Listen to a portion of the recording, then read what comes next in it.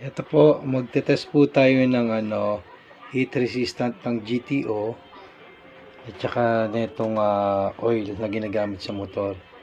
Ito po, GTO, ito po yung oil. Sasalin po natin to dito. Yan po. Sasalin po natin yung oil. Yan.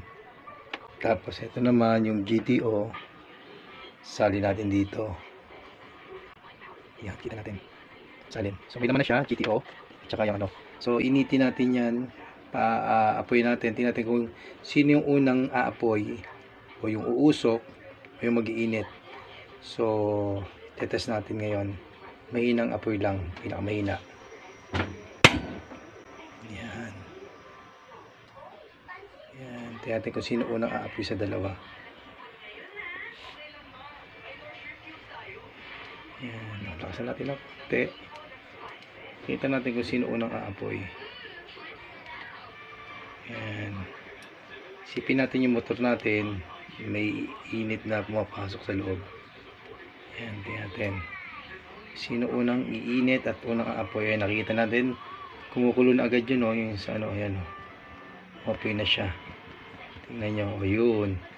Unang umapoy, yung langis. Tingnan natin ng konti. Yan, nakita natin. Yung GTO, hindi pa siya umiinit, hindi pa siya umaapoy. Nauna yung langis. Kita yung GTO, hindi pa umiinit. Tagal, Yan, umaapoy pa lang siya. So, tingnan natin, Yan. Yung GTO, uminit na, umapoy na, patayin ko na. Yan. Nakita nyo? Unang umapoy, etong langis. Yung GTO, eto. Tingnan natin kung sino unang hihinto naman sa pag-apoy.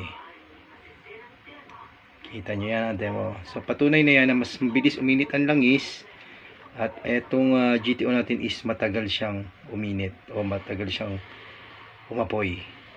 So doon pala makita nyo na mas maganda talaga yung langis ng GTO. Yan. Unti-unti na. At tingnan natin yung magiging kondisyon niya pagkatapos. Ayan natin. Matagal pa itong titikil. Hipan na natin siguro. Hindi. Sige. Hintayin natin huminto.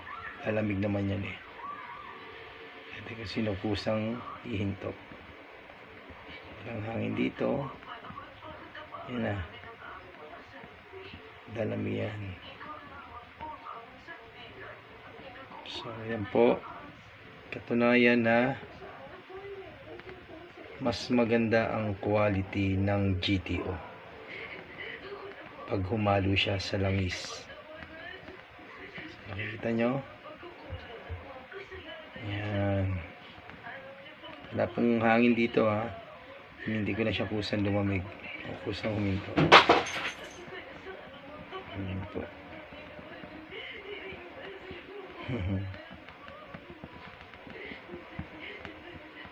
Yan po yung GTO po. Unti-unti huminto na siya. Yun. Wala na po. Patay na yun sa GTO. Kita nyo, yung langis natin, ayan pa, maapoy pa siya. Kita nyo? Yan ang patunay na ang GTO is magandang quality kumpara sa langis na mga ginagamit natin. Ayan, tingnan nyo po yung nangyayari sa langis. Halos, ayan po, naging quality ng langis. Kita nyo po, langis nasunog. Ang GTO, anong quality? Ang ganda po ng quality ng GTO natin, halos hindi siya nagbago, mas pumuti pa siya. Kita nyo? Langis GTO. Kayo na po ang humusga. Salamat po.